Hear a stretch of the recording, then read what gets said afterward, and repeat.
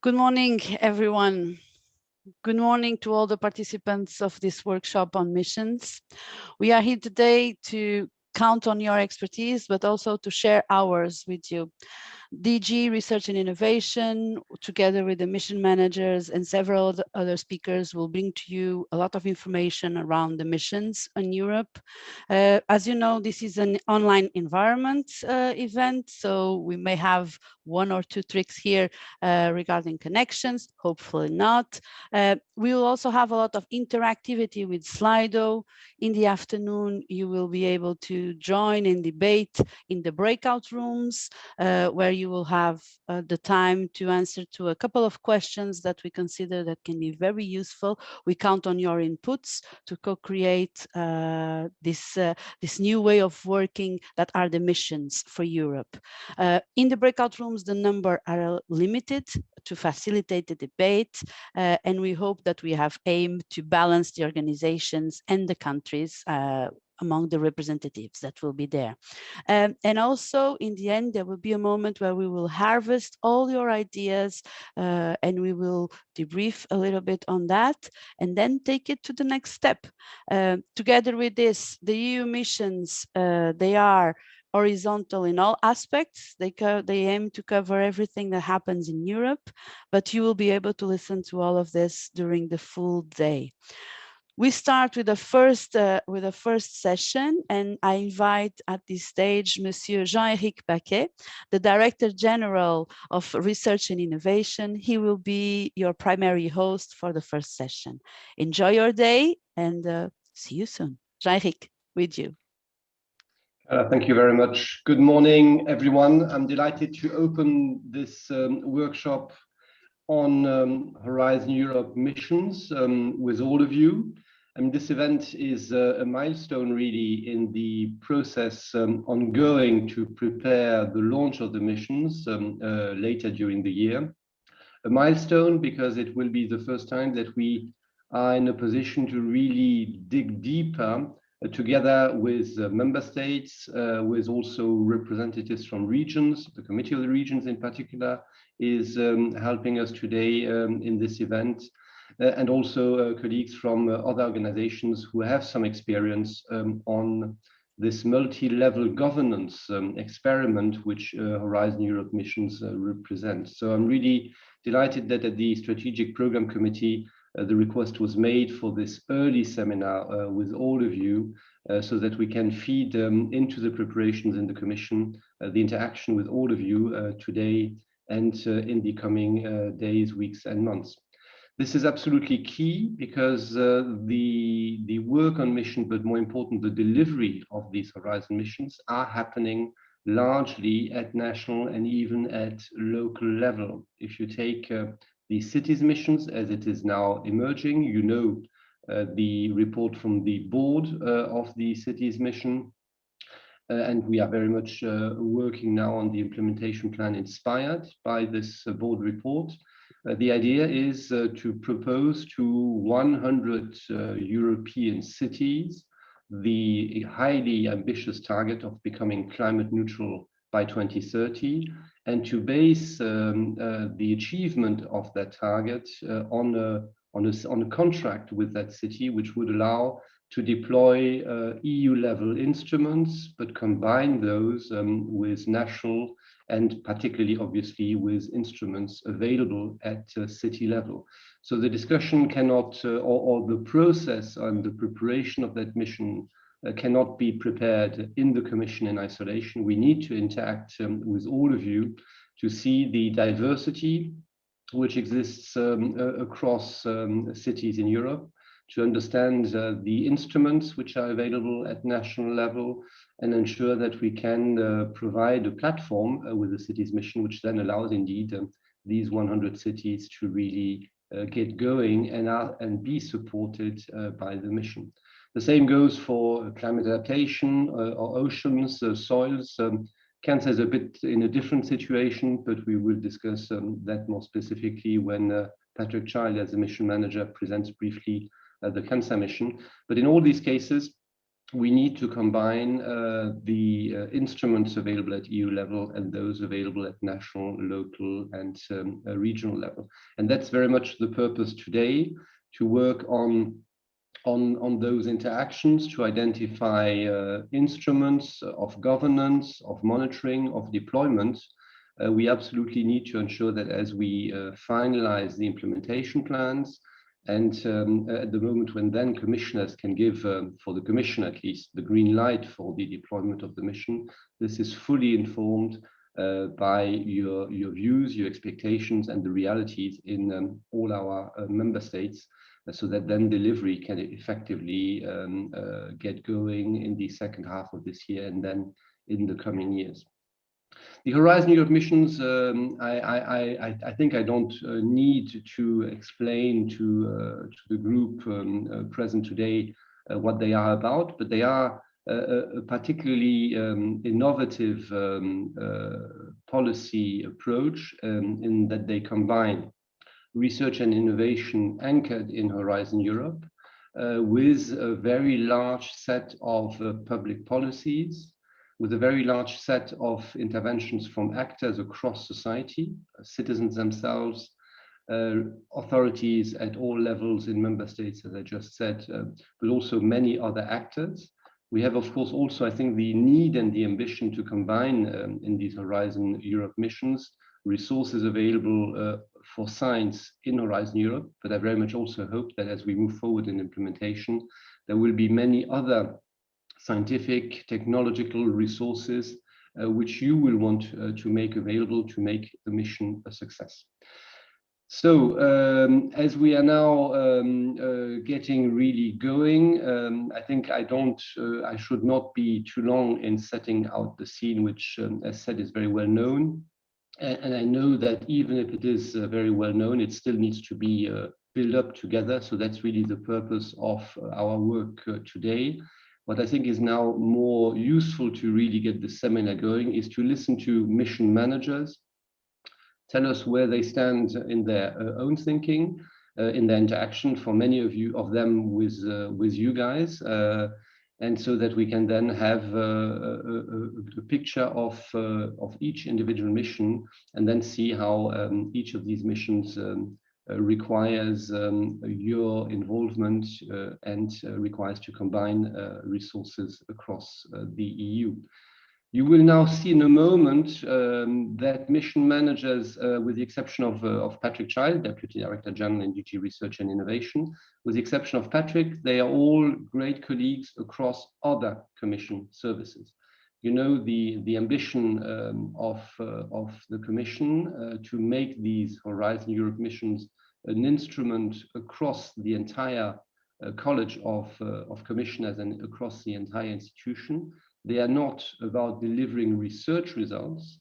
They are about using research results to deliver concrete outcomes in society across these 5 missions, which is why we decided that mission managers in principle should be part of other services of the Commission, and then obviously working very closely with a deputy in DG Research and Innovation. So we have mission managers in DG Klima, DG Mare, DG Agri, and DG Move, and I will present them now as they take the floor. And with that, you will, I think, have a good sense of how the Commission intends to connect research and innovation instruments and results with other parts of the EU toolbox, investment means, regulation, policy frameworks, so that we can effectively have implementation plans which deliver outcomes over time in society. That's the very purpose of these missions. I'm particularly delighted to start now with Clara de la Torre, Deputy Director General in DG Klima, on the climate adaptation mission. I mean, Clara has, of course, the particular feature of being well known, I'm sure, to nearly all of you, as Clara worked in DG Research and Innovation for many years, before moving then on to DG Klima. Clara, I think now they're probably a year and a half or 2 years ago. So you know research particularly well, and so I have no doubt that you will be particularly well positioned to use these research results and make a decisive contribution to Europe's climate adaptation. So Clara, over to you for the short pitch on telling all of us where we stand with the preparation of the climate adaptation missions. And colleagues, I will probably then be in a position to introduce the next mission manager, but I need myself to leave at 10 o'clock, so Julien will take over from me thereafter. Clara, à toi, s'il te plaît. Thank you very much, Jean-Eric, and thank you for your kind words of introduction. This is a real challenge for me, but this is a real opportunity precisely to put together research and innovation policy and the climate policy. And so I'm grateful also to my colleague John Bell, who is doing that with all of us in this mission as Deputy Mission Manager. We have all by now understood the importance of climate change, and we have all seen how it affects every citizen now everywhere in Europe and everywhere in the world. And in our path in the climate policy, but in the Green Deal more broadly, in our path to the climate mission, going through 2030 for increased ambition of reducing by 55% the emissions of greenhouse gas emissions, we have to take action and mitigation, of course, but we have as well to take action in adaptation, because adaptation.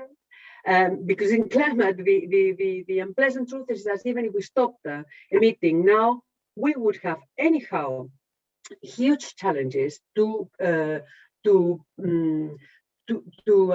respect not going beyond 1.5 degrees in increase of temperature of our planet.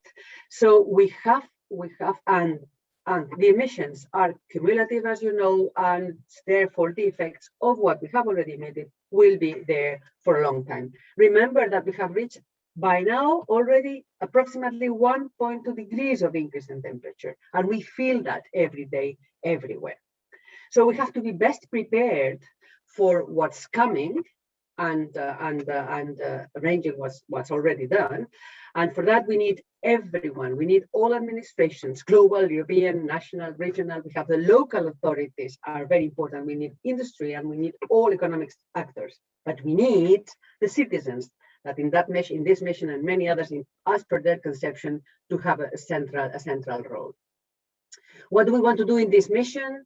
In this climate adaptation mission is to bring actors together precisely to empower and to inspire with the necessary tools. That's the first thing, necessary tools and knowledge for those that need to implement adaptation plans with concrete actions. And that we need ideas and solutions from researchers, innovators, and citizens. Social innovation is also a very important part of this mission. And not only we need to involve all the different levels of the administrations, member states, and thank you very much for being here today with us, regions, the committee, the citizens, but we need also to bring together research policymakers with policymakers in other policies, agriculture, in transport, in energy, economic policy, for sure. There is an important impact of climate in our macroeconomic framework.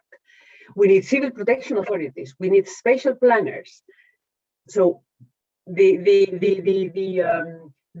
reach of this mission is very broad, and we need all of them there.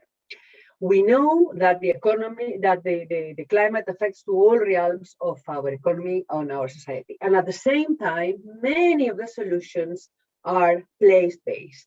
This is why we need to, beyond enabling and empowering all regions to be able to have their own tools for addressing the climate effects. We would like in this mission, as per the recommendation of the board, we would like to have 200 regions to be supported to prepare their own customized innovation pathways for adaptation. And we would like as well, we go a step further to have 100 demonstrators deployed on the ground. Demonstrators that can be showing, can be deploying solutions to better manage the water to in this types of droughts or floods. We need also to manage the forests with these awful wildfires that we have, and they are important carbon sinks, as we know. We need infrastructures. We need that are climate resilient. We have to adapt those that exist, but we have also to embed climate adaptation in those infrastructures that are being designed or created now. And for that, we need certainly the seed money that appears that we have in Horizon Europe, but we need other financial sources, such as the recovery funds, very much the actuality these days, the structural funds, whether social or regional. We need the national programs, and we need as well to make sure that we leverage the necessary private funding sources, because climate, let us not forget, yes, it's a huge problem, but it also gives huge opportunities for everyone, including for business. So today, I hope from today to get ideas from you all on how the different levels of the governance can be involved in the governance of the mission, how we prepare ourselves to this path of adaptation preparation. Let us not forget we have the COP in some months, and we have to show there that we are ready for our challenges. As I say to close, it is a unique chance to put together research and innovation policy with, namely, climate policy, but not only. Thank you very much. Clara, thank you so much for setting this setting the scene for that mission. As you can see, dear colleagues, this is essentially going to happen in terms of delivery at the regional and local level. So we really need to get the connection, the deep connection between EU level instruments and yours right. I now move to Patrick Child, Deputy Director General in DG Research and Innovation. And so Patrick leads as mission manager on the cancer mission, together with John Ryan, Director in DG Santé. Patrick, over to you. Thanks very much, Jean-Luc, and I'm very, very happy to have this opportunity to join the workshop today to talk about the Horizon Europe mission on cancer. I mean, as we all know, cancer is a major societal challenge which affects 2.7 million people in the EU 27 each year, with unfortunately 1.3 million deaths. And as we see the aging population, trends in unhealthy lifestyles and more difficult environmental conditions, sadly, these trends can only be expected to get worse. And there is a very significant cost associated with cancer in the European Union, estimated of something like 200 billion euros in 2018. And it puts huge pressure on our health systems and societies more generally. And with the COVID-19 pandemic, I think we're all acutely aware that the situation for cancer patients has been further worsened with delayed screening programs or treatments that have had to be put on hold while we deal with the more urgent pressures of COVID. And clearly we need different approaches to combat cancer, allowing different levels of response, both systemic at the level of the European Union, but also at national and local level, where, of course, the focus of treatment and the focus of our health services is and must remain. And so the mission on cancer and the report, the excellent report that we've received from the mission board a few months ago, sets us a really ambitious overall goal of saving more than 3 million lives by 2030. And to improve the lives of people who have been affected by cancer, allowing them to live longer, but also to live better. So we've got 30 or so recommendations and actions proposed by the mission board to help us to integrate innovative approaches into research, health, data sharing, and the growing importance of the digital dimension. And I'd like to draw in particular your attention today to the proposal to create a network of comprehensive cancer infrastructures and the European Patient Data Centre, which we believe have potential to deliver better patient care, equitable cancer control across Europe, and accelerate the progress that we so desperately need on cancer research and innovation. We also think that there is an important dimension of cancer prevention and care in tackling pollution in the wider environment we live in, the air we breathe, the situations where we work. I've highlighted already the importance of digitalization, but we also need to work on things like healthier diets, behavioral change, and societal issues like the taxation of tobacco and alcohol, as well as the way we share and communicate between researchers and pool data. And so the mission tries to set out a sort of structured cross-sectoral collaboration among all the different actors in the cancer field, both at European level, national level, and regional level. And that's why I think that the focus of this workshop, where we're bringing all the relevant actors together, is so important. We also need to step up our collective efforts, and there I think again national and regional actors have a very, very important part to play in engaging with citizens and communities as a basis for really broad-based acceptance and robust support for the implementation of the mission. So like the other missions, and as Jean-Yves has said in his introduction, we are at the moment working on the basis of the really excellent report from the Cancer Mission Board to develop an implementation plan. And we hope that we'll be able to get political approval within the Commission of the implementation plan in the next few weeks, which will then, I think, give us a really solid platform to discuss with member states, with regional actors, with the Committee of the Regions and other colleagues in the institutional landscape in the EU, in order to see how we can work together to deliver the actions and activities in the plan. One of the really central features of the Horizon Europe missions is the opportunities that it presents, and Clara has also talked about that in her remarks on the climate mission, to build synergies with the full spectrum of relevant EU and national policy initiatives. And I think this is vitally necessary, in particular, when we're talking about health and research infrastructures, as well as the funding programs that support them. The mission on cancer is intimately linked with the broader agenda on Europe's Beating Cancer Plan, which was adopted very recently by the Commission, with obviously the full engagement of our colleagues in DG Santé. And it sort of sets out the EU's aim to fight cancer with a true health in all policies approach, with a necessary and very welcome emphasis on the important contribution we expect from research and innovation.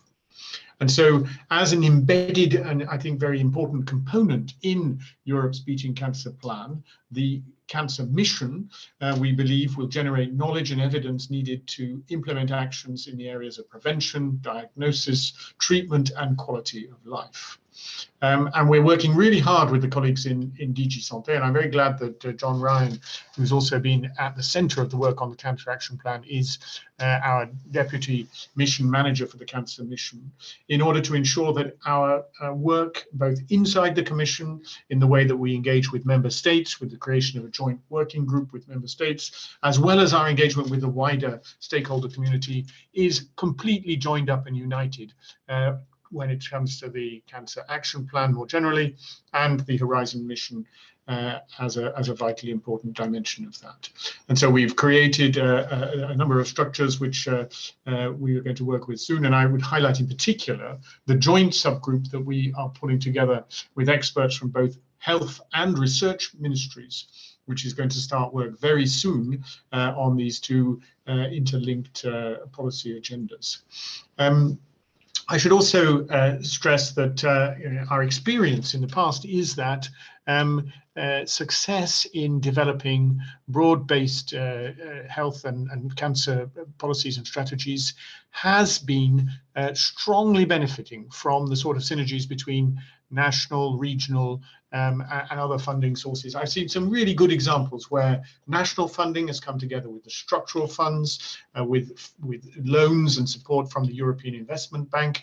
We have new opportunities coming along, as Clara has mentioned, from the recovery and resilience plans linked to the post-COVID recovery. And from what we see in the national plans that are being discussed now, and I hope will be approved very soon, a number of member states have highlighted specific cancer-related activities in their research and recovery and resilience plans, and that I think is a really good opportunity to build bridges also with some of the partnerships as well as the activities under the mission.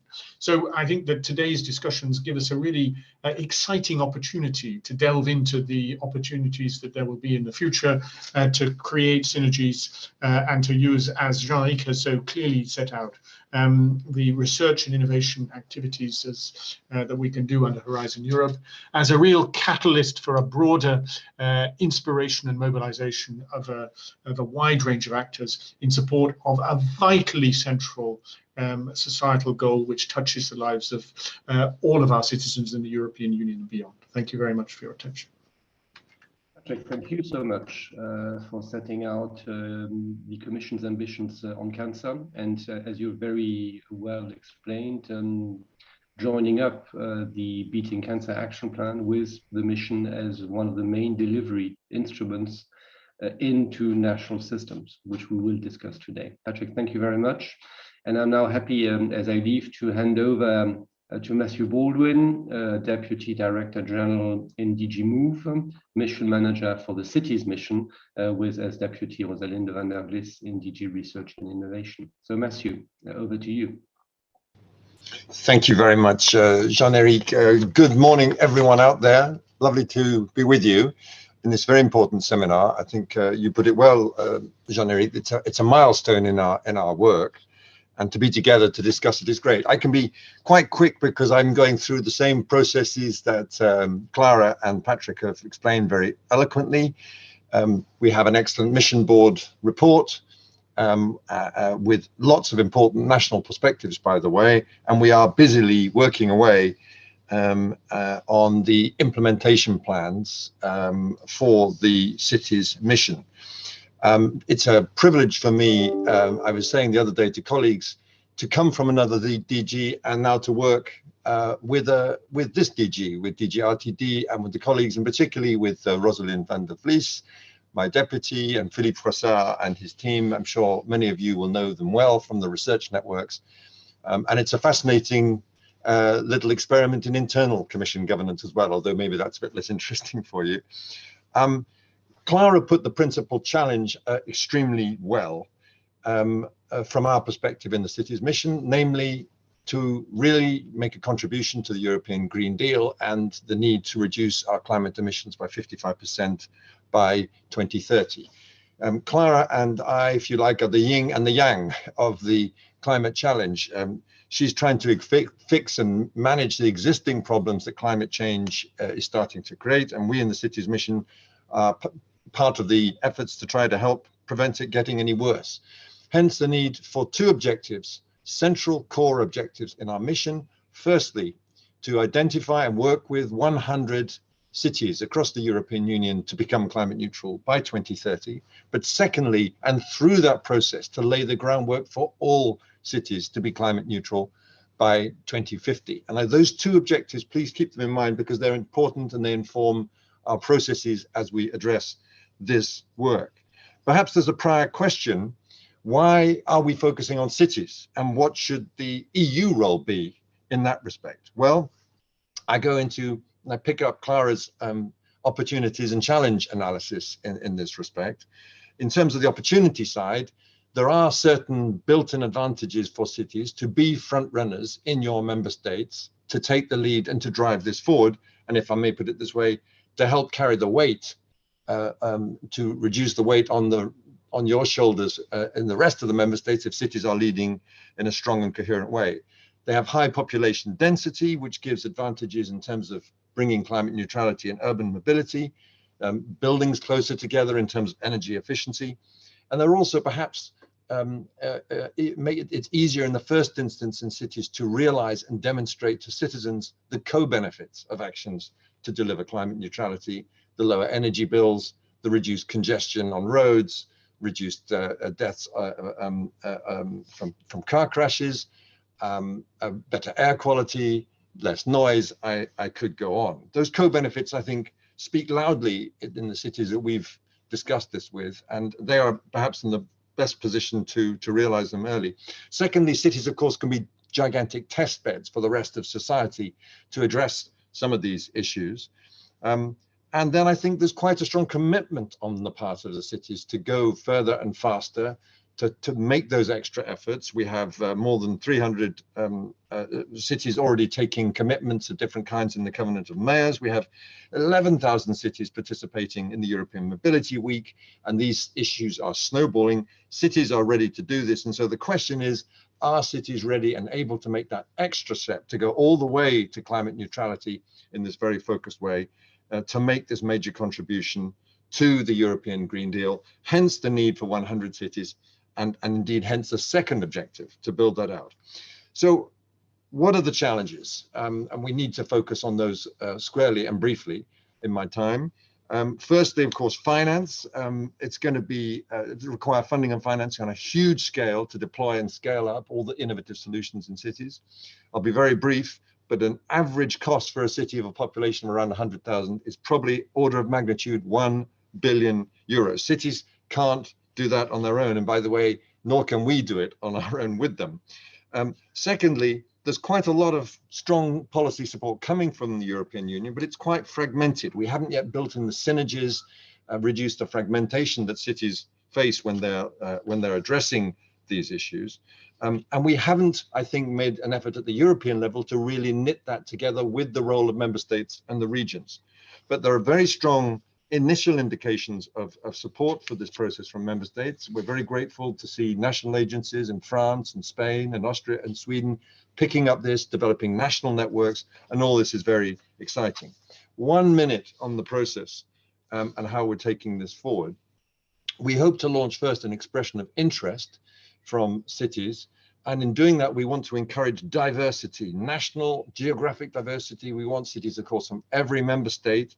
We want cities of different size, and we want cities of different preparedness for climate change. We can't just do this with the usual suspects to the north and west of Europe. We want everyone to be involved. We want to build in the strong research focus and build off that. And last but not least, and John Eric mentioned it very quickly, the climate city contract, CCC, will be the crucial vehicle which we will be working with the member states, with the regions, and with the cities themselves to try to match up their needs in terms of becoming climate neutral with some of the future financing and funding resources in order to get this going. It's a complex process. We're extraordinarily encouraged with the support we've received from inside the Commission, with the European Parliament, last but not least from the member states and regions themselves. And we are very much looking forward to working on this with you in the future. Thank you. Well, thanks a lot, Matthew, for having introduced so clearly the city's mission. It's a very key mission, considering that a large share of our climate impacting emissions come from cities. You highlighted in particular that the mission would set up the climate city contract, a novel demand-driven process for urban climate neutrality. And this contract would be co-created, of course, with the cities, with the assistance of the Commission. So we very much count on the involvement of the member states, of regions, and of stakeholders, including citizens and economic actors. We would also provide, through the mission, support to city authorities for the development and implementation of these contracts, including on financing and governance issues. So very much looking forward to see the concrete proposals there. Now let's move to the Oceans mission with Bernard Fries from DG Mare. He's director and mission manager for the Oceans mission, with John Bell, who is the deputy mission manager on the side of DG Research and Innovation. So Bernard, the floor is yours. Thank you, Julien, and also from me, good morning to all of you. It's great to be here. It's great to be able to speak with you today and to discuss. I'd like to introduce briefly the oceans by making four points. First point: we tend to take our water system, and we're speaking here about the whole water system, and our oceans for granted. But I think it's good to realize at the beginning that the oceans give us enormous wealth and they give us enormous opportunities. And that is not only for our well-being as humans, as society, but it's also economic. It's for our economy. If I can give you a few figures, by 2030, the oceans economy is estimated to create 2.5 trillion worth of euro worth of goods and services. Even today, the maritime economy in Europe, in the European Union, employs 4.5 million people, and that is not just in coastal regions, but it's all over Europe. If you take the ocean economy, all the economic activities linked to the oceans and seas, if you liken them to a national economy, the oceans would be a member of the G7. That's the economic dimension, and if we do not pay attention to preserving the natural capital that we have, and that is continuously degrading, as you can read in the newspapers and in news every day, we risk cutting off basically the branch on which we are sitting in damaging a capital, a natural capital that is quite essential for our well-being and our economy. That's my first point. The second point is, despite of all of that, we tend to take it for granted. And if I can put it in that way, the ocean remains to some extent a blind spot in our policy agenda. Not only that the environmental situation is not always very good, our environmental policies on the oceans have actually not reached their targets in many ways, but also we realize that we will not be able to deliver on the very vital objectives of the European Green Deal, and Clara mentioned very clearly the adaptation challenge, and Matthew mentioned the mitigation challenge. We will not be able to reach the objectives of European Green Deal in terms of decarbonization, climate change, but also in terms of biodiversity without the oceans. We simply will not be able to do it. And that blind spot is worth clearing up. Just give you one example. Without renewables from the oceans, we'll probably not be able to meet our renewables targets. And that, of course, is crucial. So, third point, what do we propose in this mission? We will propose a very concrete result-based goal. So this will be a result that we will define and try to achieve. This ocean mission will be driven by a result, and it's a bit like in the cities missions. It's at two levels. It's at the level of, first of all, putting the European Union on a path towards a full restoration of our oceans and our waters, and waters include also rivers and everything that feeds into our oceans. And to do that, we propose focusing the missions on the core targets that the European Union, the European Commission has put forward in the European Green Deal. That is protection, and there one of the key targets is to upscale the protected areas in our oceans and in our aquatic ecosystems to 30% coverage from currently 10% at the moment. It is secondly reducing pollution, and basically target is to halve pollution from plastic that we find in our oceans, from chemicals, from nutrients by half between now and 2030. And thirdly, mobilizing the blue economy and the oceans to reaching our minus 55% greenhouse gas emission target by 2030. And I mentioned the very important example of offshore renewables, but there are many, many more. One of them is to actually make sure that the very important carbon sinks we have in our seas and oceans and in our coastal areas, wetlands and marshes, are not further degraded, but that they can be available to not only stop releasing carbon into the atmosphere, but actually sequester carbon and greenhouse gases where they will be stored. So, fourth point, how will our mission, our ocean mission, achieve those results? Well, we will put forward a realistic, a feasible, a practical pathway to implement these three core results by 2030. And to do that, we propose a toolkit that is basically predicated on the principle of being scalable. So we want to show that results can be achieved in one place, and then work with you, work with member states, work with regions to scale it up, to replicate that elsewhere in the European Union. So in a first phase, the ocean mission will implement these scalable demonstrators. We call them lighthouses. And it will do so. It will complement that with enabling actions. The enabling actions will be to improve ocean knowledge and to reach out to civil society and to citizens. Very important, because as you may have followed in the press, the European public is concerned about the oceans and the problem of plastic pollution. Or if you watch the Netscape, the Netflix documentary recently, these are things that incite our public imagination and our public concern.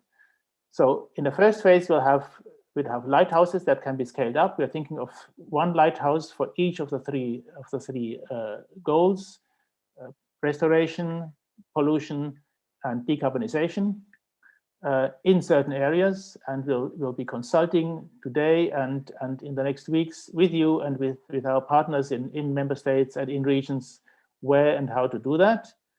And then in a second phase that would start in 2025, we would open up to scaling up these lighthouses, these demonstrators across the European Union, to show that if a solution can be put in place in one place, it can also be adapted to somewhere else. Now, two last but important points, and as very much as Matthew said, there will be a big push in this mission for research and innovation, because many things that can contribute to making our ocean healthier actually still require technology that can be developed, that can be achieved, but that still needs a push. I give you one simple example. To fight plastic pollution and the inflow of single-use plastic and throwaway plastic products into our waters that really have very severe effects. Let's try to develop alternative materials. These are business opportunities. These are growth opportunities for European industry, and so there are good companies out there that could capture the market. I've seen a company yesterday that is developing packaging material from natural fibers rather than from oil and fossil fuel based plastic. There are many opportunities here that we can mobilize through research and innovation. But at the same time, we want to build, and we will build, synergies with other policies, with other programs, EU programs, with other activities in member states, in the area of transport and mobility, energy. I mentioned renewables, of course, the environment, but also to try to get funding from other programs like our LIFE program that has done a great job on many of these challenges already, but probably could do more, and to overcome the fragmentation and take a more holistic, synergetic view on the oceans. And secondly, we really want to build on the very good and in many cases very successful cooperations we have with you, with member states, and with regions, very importantly with coastal regions all over Europe, in the Mediterranean, in the Baltic, in the Atlantic, also in river areas, the Danube, for instance, and mobilize these networks, which exist both in the research and innovation area, but which exist also in my policy area, which is maritime policy. And we have sea basin strategies. We have local cooperations in the Atlantic, in the Mediterranean, including with neighborhood countries, to really address all the different inputs and sources of action and concern sometimes in regions. So to bring this together and to combine it with the recovery and resilience proposals that member states are making, many of which concern the oceans. So we have a funding challenge similar to the cities mission that we are addressing, including speaking to banks at the moment and to European Investment Bank, of course. but a core element will be working with you, building on the many good cooperations we have, also to get traction very quickly, which I think we'll be able to do. And so we look forward basically to this workshop today. Thanks again for having me here, and I really look forward to listening to you. Thank you. Thanks a lot, Bernhard, for this presentation of the Oceans mission. I will retain from it in particular that the mission intends to implement scalable lighthouses. And as you underlined, these lighthouses would operate in regions, in sea basins, and in local areas in order to build on existing capacity and to deliver results in a short time frame. And then we would look at replicating and scaling up across the EU these pilots in order to ensure that no region is left behind. So in that context, countries and regions would play a key role in the implementation of the mission in order to ensure coordination at national level and alignment of the national and regional strategies. So this is something we will be discussing during the seminar today.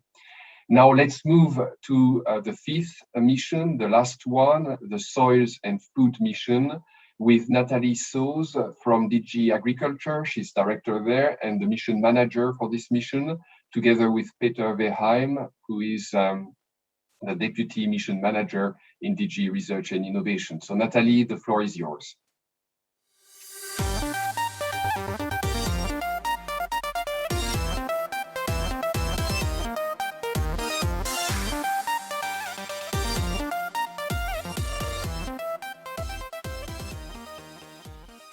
Good morning, ladies and gentlemen. It's my great pleasure to be virtually with you today.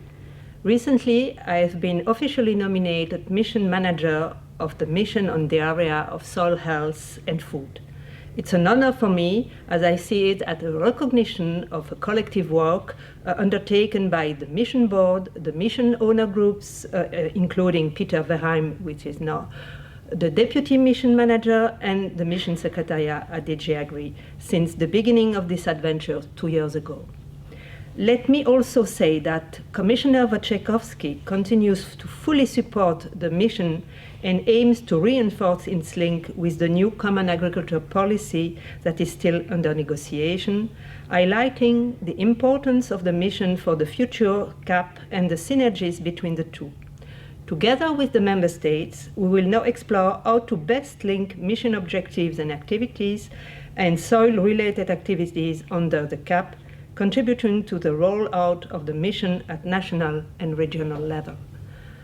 Today's workshop comes at a very important moment, as the Commission is working on the implementation plan of the mission, translating the vision proposed by the Mission Board report into concrete action. To ensure the success of our mission, common implementation structures and governance at national and regional level need to be in place. In particular, I'm very pleased that we had a first very positive exchange in the PC subgroup last Friday, recognizing the need for further consolidation and harmonizing the soil health monitoring system in Member States, and for adopting a comparable approach, make use of the soil health indicators proposed in the mission report.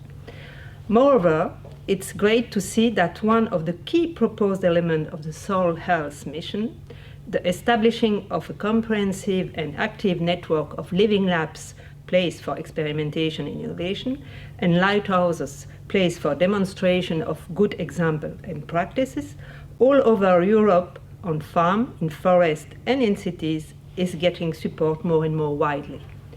It will be key to mobilize together with you in the Member State and at regional and local level all key actors. There will not only be land managers, such as farmers and foresters and scientists, but also civil society, local authorities, urban soil managers, and more, which we want to get involved in the living labs and lighthouses on the ground for all soils in sufficient number over all Europe. This cannot be done by the Commission alone, but only together with Member States and regional authorities. But let's come to present our soil mission, which the Mission Board suggests to call Caring for Soil is Caring for Life. Why do we need to take care of soils? Life on Earth depends on healthy soil. Healthy soil is the very basis of the safe and nutritious food while supporting the provision of a range of essential ecosystem services. Healthy soils filter water, prevent floods and droughts, host a wealth of biodiversity, site nutrients, and are major carbon sinks. In summary, soil has an impact on human and planetary health. But soil is fragile and a scarce, non-renewable resource. It takes hundreds of years to generate 1 centimeter of topsoils, but only a couple of years or less to destroy it. It is estimated that 60 to 70% of all soil in Europe are unhealthy due to current management practices, pollution, urbanization, and the effect of climate change. These are the trends, and we need to revert it if we want to make sure that we and future generations can stay safely on Earth. Soil health is also taking a central role in EU policy, notably in the European Green Deal and its related strategies. As proposed, the mission aims at putting Europe at a path towards sustainable land and soil management. The overall goal is to double the rate of healthy soil so that by 2030, 75% of soils in the EU are healthy and able to provide the essential ecosystem services. The mission sets concrete targets, which entail working across sectors and land use in rural and urban areas. These targets will address land degradation, erosion, pollution, soil seal, as well as biodiversity protection and soil organic carbon. The mission also aims at increasing soil literacy across society, including training, education, advising, and engagement. So, how we will reach this goal? Mission activities will combine research innovation with the co-creation of testing and upscaling of solutions in living labs and lighthouses across Europe. In addition, the mission will develop improved ways for monitoring the status of soil. With this, I want to thank you for this initiative, and I wish you a fruitful workshop. Thank you.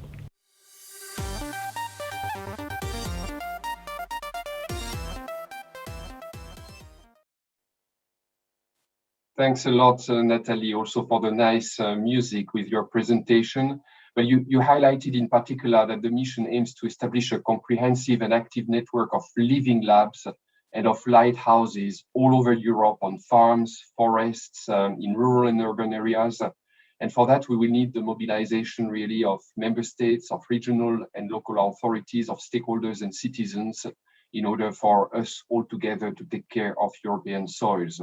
You also mentioned, and I think it's important, that to assess progress in soil health, the mission proposes a common European approach to soil health monitoring by harmonizing monitoring systems in member states based on agreed soil health indicators, as was proposed in the mission report. So that's something that will probably be a highlight of the mission. Now, to conclude this session, I think we can really say that the presentations from mission managers this morning have highlighted how much there is to be gained from a joined up approach. And this is what really we want to discuss during this seminar today. The mission managers underlined that missions multi-level governance has to engage with multi-level programs, with other European actions, including at EU level, and that for missions to be successful, we need much more than what can be done in Brussels. We need strong support at country, at local levels. And this can operate in two ways. One is, of course, the combination of EU programs with those carried out nationally and regionally. But the other one is also the way that the mission's implementation is going to involve local levels and national levels by design. So that's what we would like to debate during this session on missions. And now I would like, as we have concluded this mission, together with the colleagues, I would like to introduce a Slido poll and ask participants to vote on a question that appears on the screen.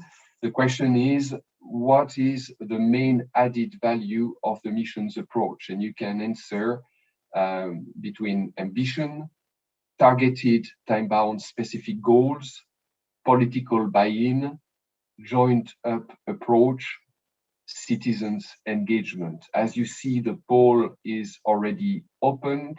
You can vote. You see the results popping up on the screen in real time. And I would also invite our mission managers to look at those results and to tell us in a minute what this inspires them. So let's have a look at the questions. I don't see them on my screen. So I count on the colleagues perhaps to read the interim results. It's too small also on my screen, and the missions manager can then have a word of comment. Here they come. So you have joined up approach, and that's really what has been underlined indeed in your presentations as the main added value of the missions. And the second item is targeted time-bound specific goals, which is the very nature of missions inspired from the moonshot mission of the 60s in the US. So any mission manager would like to react on those results briefly?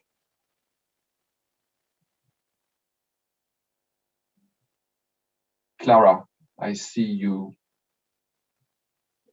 You would like to, you seem like you would like to intervene. In fact, no, I was trying to read the questions because while you are speaking, then the questions are in small. So at least in my screen, I cannot read them at all, unfortunately. The question was, what is the main added value of the missions approach? And the replies that come first are the joined up approach, the fact that the missions are joining up national, regional and European level instruments, and also beyond research and innovation instruments.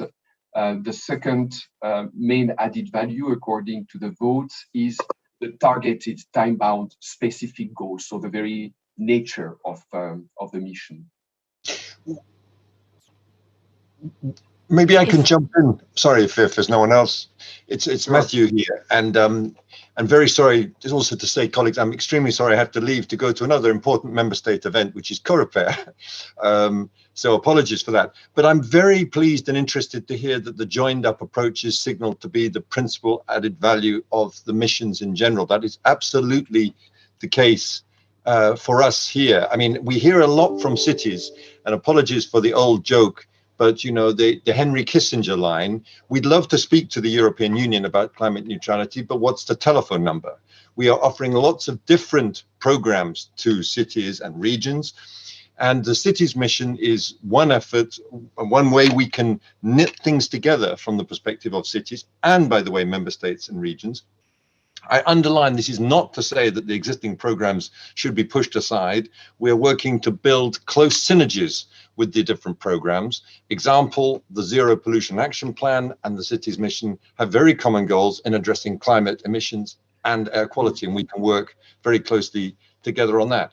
Things like we want to work closely with Clara's Climate Pact, which of course involves many of you already. Just a couple of examples, but I'm very encouraged to hear that, and this is what we'd like to work on with you to improve the product, if you like, that comes out from our side vis-a-vis not just the cities, but the member states and regions as well. Thanks, Julian, and apologies for having to leave you. No, thanks a lot, Matthew, and enjoy COREPER. Any other? Yes, Patrick, if I can add to that, Julian. Yes, Bernard, then and then Patrick.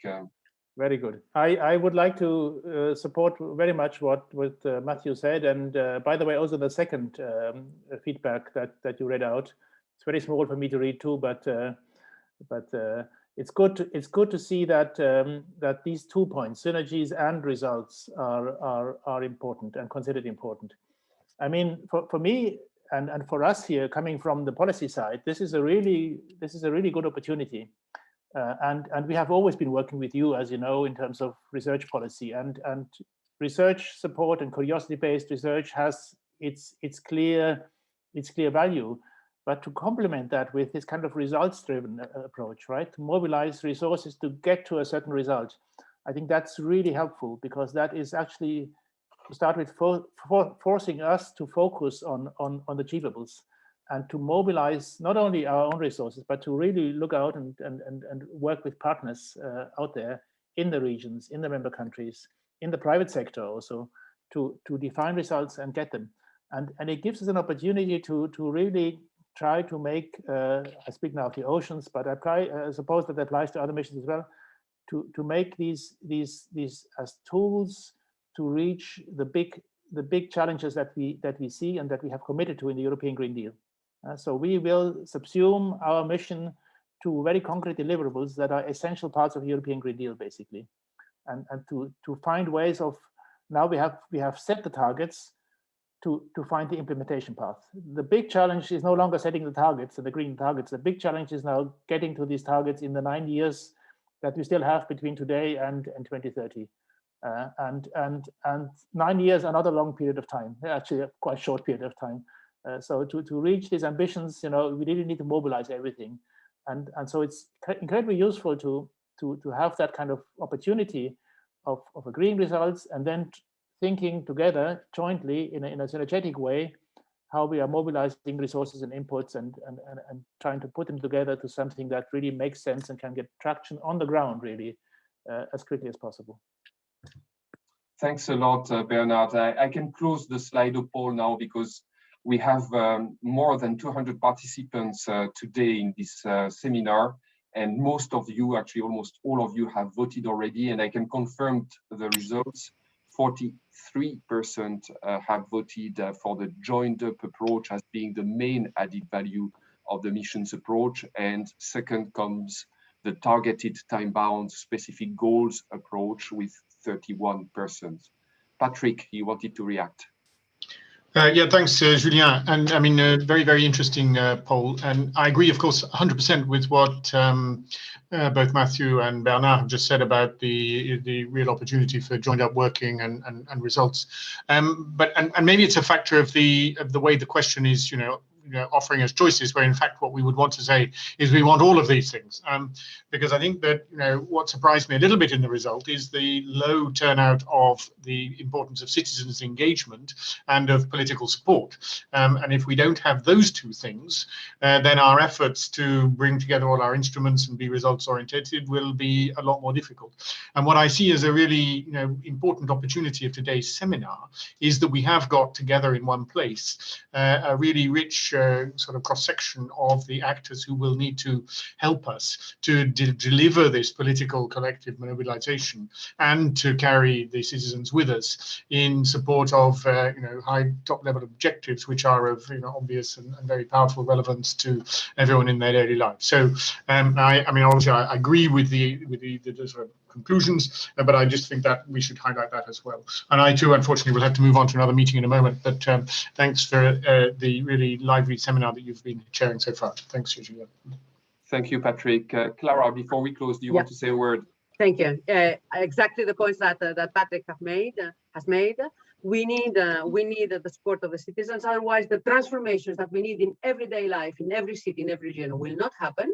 And the fact that today's participants have said that the joined up approach is the most important one, gives today the chance to all of us here to make sure that at the end of the day we go out with something concrete on how we can work together.